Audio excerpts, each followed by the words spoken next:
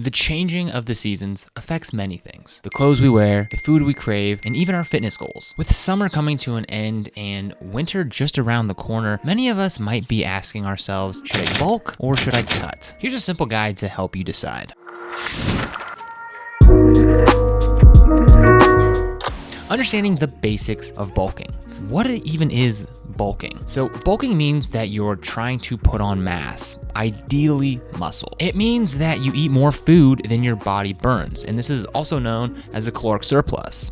Now, again, like I said, the goal is to build as much muscle as possible while gaining as little fat as possible. So how does this work, right? Bulking consists of eating more food, which is going to give you and your muscles extra energy. This energy is going to help your muscles grow bigger and stronger with the proper strength training plan. The strength training signals to your muscles to grow, and the extra food actually makes it possible. So what are the results? When done properly, a bulk will result in more muscle added to your frame. Now, while muscles grow during your bulk, you're also going to gain some fat too. This is just an inevitable part of the bulking or muscle growing process. Understanding the basics of cutting. So what is cutting? So with cutting, the goal is to lose fat while maintaining the muscle that you already have. So cutting means that you're going to be eating less food than your body burns, also known as a calorie deficit. So how does this work, right?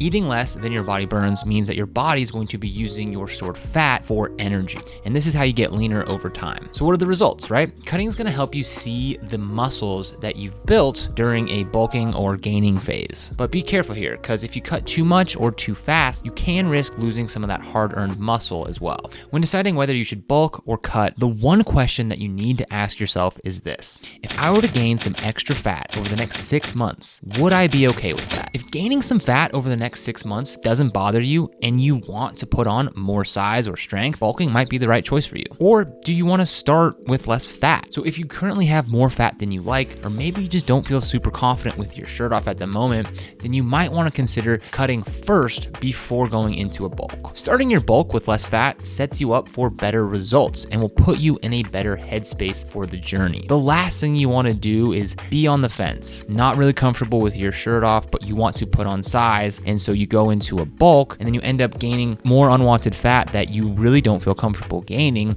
and then you're just going back and forth between trying to cut and bulk. The result is you don't make any progress at all. Tips for successful bulking. You got to eat the right foods.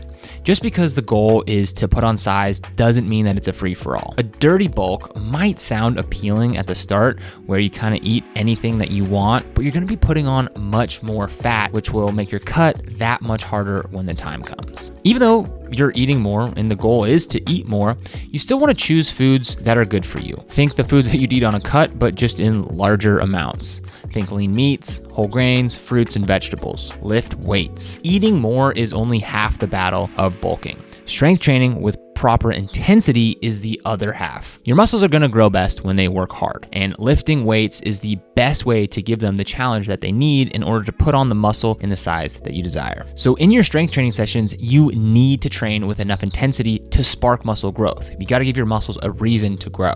Going to failure or just very close to it is what you want to aim for on most of your working sets. I suggest using machines when appropriate, as they create a safer environment to really push the intensity up. And make sure to listen to your body. So if you're feeling too full, too sluggish, you might be eating too much, and you can adjust this as you go.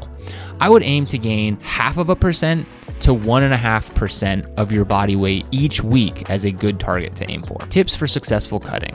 Prioritize your nutrition. When it comes to cutting and losing fat, you need to make nutrition your top priority. You can't outtrain a bad diet. When losing fat, you need to eat fewer calories than you burn.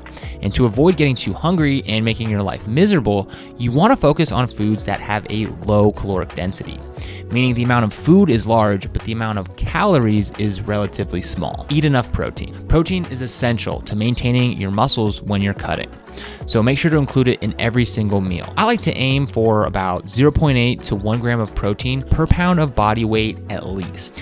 Now, if you're currently eating way below those recommended amounts, then I would encourage you to gradually increase your protein intake until you're somewhere close to that. But in some scenarios, it might even make sense to go above that 1 gram of protein per pound of body weight. And when you're cutting, you want to continue to train. So lifting weights is still important here, especially to maintain the hard-earned muscles that you've built. Your strength training really shouldn't differ much from when you were bulking.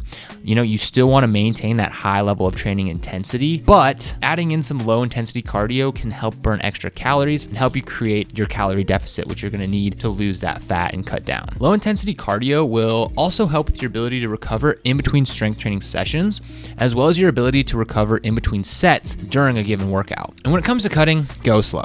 When you try to lose fat too fast, you risk breaking down muscle for energy instead of that stored fat. So a good target to aim for is to aim to lose 0.5 to 1% of your body weight each week. That's a really healthy, sustainable, and realistic rate of weight loss. And at the end of the day, it's your journey, right? Fitness is a very personal journey. No two paths are the same. Some bulk for years before cutting, while others cut in bulk in cycles, kind of like the seasons in the year. There's no right or wrong choice. You just need to decide what you want. And the most important thing to do is just to listen to your body. Understand what you want, then make a plan to reach that goal. Whether you bulk or cut, just remember to be patient, because changes like this take time. But if you stay consistent, the results are bound to come. So are you ready to reach your bulking or cutting goals, right? Whether you decide to bulk or cut, challenges down the road await, and a coach can make all the difference in the world. So if you need some guidance, I'm here to help. I'm here to help you cut mistakes, speed up results, and build a stronger you. So if you're interested in my one-to-one coaching program where I help you lose fat, build muscle, and ultimately gain confidence in the process, go ahead, check out the first link in the description down below to apply to my one-to-one coaching program. But other than that, thank you for watching. I hope you found this video helpful. Let me know down in the comments whether right now you're focusing on bulking or cutting, and I'll see you in the next video. Thanks for watching. Peace out.